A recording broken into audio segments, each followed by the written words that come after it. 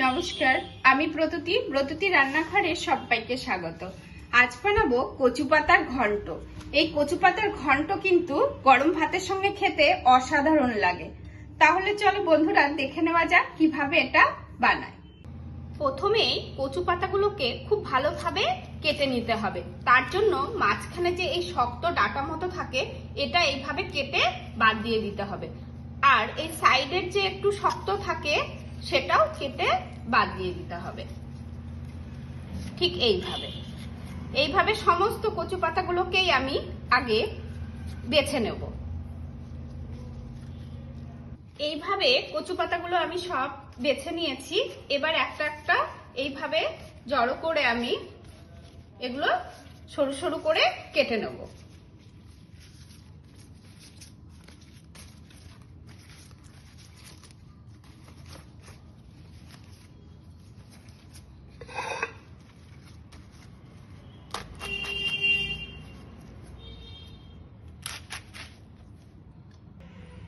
আমার কচু পাতাগুলো কাটা হয়ে গেছে।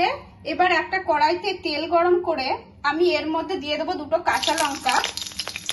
কাঁচা লঙ্কা দেওয়ার পরেই আমি দিয়ে দেবো এই কচু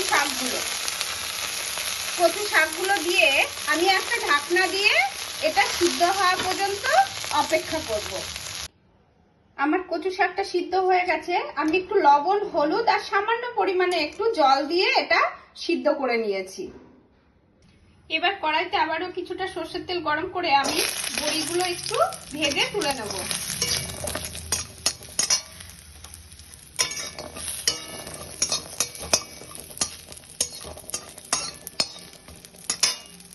এবার কড়াইতে আবারও কিছুটা তেল গরম করে ফোড়ন হিসাবে আমি দিয়ে দেবো 5 ফোড়ন, শুকনো লঙ্কা আর একটা তেজপাতা দিয়ে এটা থেকে একটু গন্ধ বার হলেই আমি দিয়ে দেবো এর মধ্যে একটু জিরে বাটা।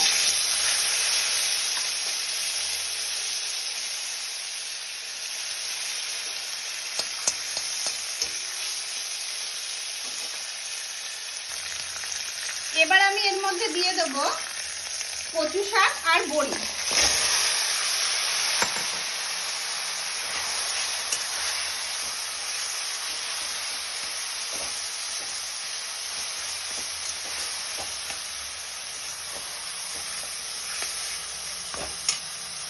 এবার দিয়ে খুব ভালোভাবে এটা নেড়ে আমি রান্না করে নেব।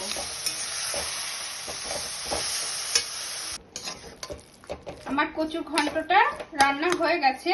এবার আমি এটা নামিয়ে নেব। আমার কচুর ঘন্ট রেডি হয়ে গেছে।